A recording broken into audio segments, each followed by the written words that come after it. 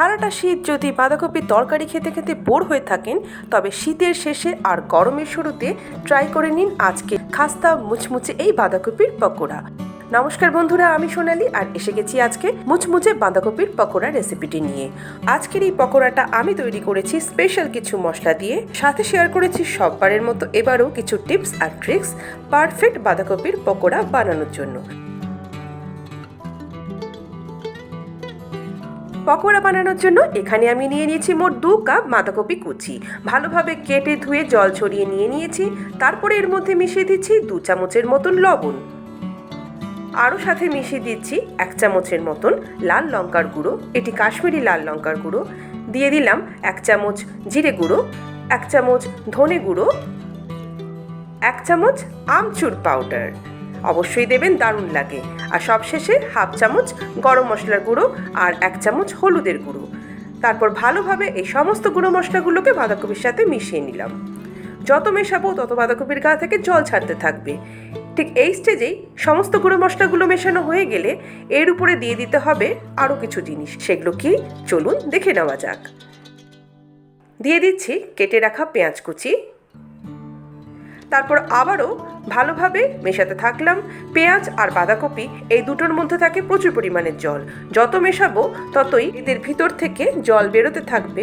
কাজেই এই পকোড়া বানানোর জন্য আমাদের কিন্তু কোনো এক্সট্রা জল আর দেওয়ার দরকারই পড়বে না। এরপর এটিকে 10 মিনিটের জন্য এভাবেই ছেড়ে দেবো। 10 মিনিট পরে ফিরে এসেছি। এদের গা থেকে প্রচুর পরিমাণে জল কিন্তু অলরেডি রিলিজ করে গেছে। দিয়ে দিলাম এই স্টেজে 1 চামচ আদা রসুন বাটা আর 1 চামচের মতন কাঁচা লঙ্কা কুচি। ঝালটা আপনারা আপনাদের মতন করে অ্যাডজাস্ট করে নেবেন, কম বা বেশি। এবার ভালোভাবে এগুলো মেশানো হয়ে যাওয়ার পরে দিয়ে দেব আরও কিছু জিনিস, চলুন দেখে নেওয়া যাক। বাইন্ডিংয়ের জন্য এখানে দিয়ে দেব বেসন। এখানে আমি ছোলার ডালের বেসন ব্যবহার করেছি। বেসন কতটা দেব সেটা সম্পূর্ণ নির্ভর করবে আপনি কতটা পরিমাণের বাঁধাকপি আর পেঁয়াজ নিয়েছেন তার উপরে। আমি এখানে মোট 1/2 কাপ বেসন ব্যবহার করেছি। আসলে যতটা বাইন্ডিংয়ের জন্য বেসন দরকার আমাদেরকে ঠিক ততটাই বেসন নিতে হবে। তো আমি আরও 1/4 কাপ বেসন এখানে অ্যাড করে দিলাম। আপনারা দেখতেই পাচ্ছেন এখানে কিন্তু আমি কোনো রকমের জলের ব্যবহার একদমই করিনি। তার কারণ আগেও বলেছি, বাঁধাকপির এবং পেঁয়াজ থেকে জল অলরেডি অনেকটাই রিলিজ করে গেছে।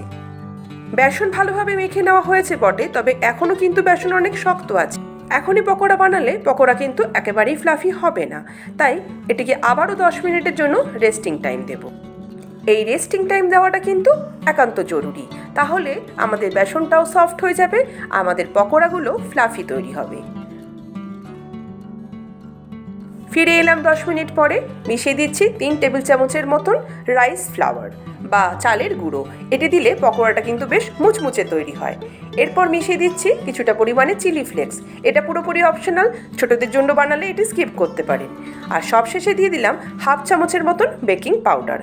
তারপর আবার সব কিছুকে একসাথে ফাইনালি মিক্স করে নিচ্ছি। চলুন, ব্যাটার কিন্তু পারফেক্টলি তৈরি পকোড়া বানানোর জন্য। এদিকে আমি প্যানের মধ্যে কিন্তু অলরেডি সাদা তেল গরম করতে দিয়ে দিয়েছিলাম। তেল গরম হয়ে এলেই আস্তে আস্তে আমাদের পকোড়াগুলোকে ছাড়তে থাকবো। পকোড়া ভাজবার আগে তেলটা হতে হবে অনেকটাই গরম, আর যখন পকোড়াগুলো ছাড়বো তারপরে কিন্তু গ্যাসের ফ্লেমটাকে হাই থেকে মিডিয়ামে কমিয়ে নিয়ে আসতে হবে। আর মিডিয়াম ফ্লেমে এপিট ওপিট লাল করে পকোড়াগুলো ভেজে নিতে হবে। খেয়াল রাখবেন যেন গ্যাসের ফ্লেম কখনোই হাই না হয়, তাহলে কিন্তু উপর থেকে পকোড়া পুড়ে যাবে আর ভিতর থেকে কাঁচা থেকে যাবে বেসনটি। আবার যদি লো ফ্লেমে ভাজি তাহলে কিন্তু পকোড়াগুলো প্রচুর পরিমাণে তেল টেনে নেবে, আর সেক্ষেত্রে পকোড়ার মধ্যে তেল প্রবেশ করলে খেতে মোটেই এটি ভালো হবে না। তাই পুরোপুরি পকোড়াটিকে মিডিয়াম গ্যাসের ফ্লেমেই আমাদের ভেজে নিতে হবে। একটা ব্যাচ পকোড়া ভাজা হয়ে গেছে, আর সাইড বাই সাইড আপনারা দেখতেই পেলেন আমি আরও কিছু পকোড়া তেলের মধ্যে ছেড়ে দিয়েছি ভাজবার জন্য। এইভাবে আমাদের সমস্ত বাঁধাকপির পকোড়া আমরা তৈরি করে নেব। তো চলুন বন্ধুরা, চা বা কফির সাথে এনজয় করুন আজকের খাস্তা মুচমুচে এই বাঁধাকপির পকোড়া। ভিডিওটি ভালো লাগলে এটিকে একটি লাইক আর বন্ধুবান্ধব আত্মীয় স্বজন সবার মধ্যে শেয়ার করুন। পকোড়া ভেজে নেওয়ার পরে যে তেলটা পড়ে থাকবে সেটিও কিন্তু আপনারা ছাঁকনি দিয়ে ছেঁকে এর ময়লা বার করে এটিকে আবার রিইউজ করতে পারেন। তো বন্ধুরা, আজকের ভিডিওটা যদি ভালো লাগে তাহলে এটিকে লাইক করে বন্ধুবান্ধবদের মধ্যে শেয়ার যেমন করবেন, তেমনি আমার চ্যানেল সোনালি কথাকে সাবস্ক্রাইব করতে ভুলবেন না যেন। আপনারা সবাই ভালো থাকুন, সুস্থ থাকুন। আবার চলে আসবো অন্যদিন অন্য কোনো নতুন ভিডিও নিয়ে। নমস্কার।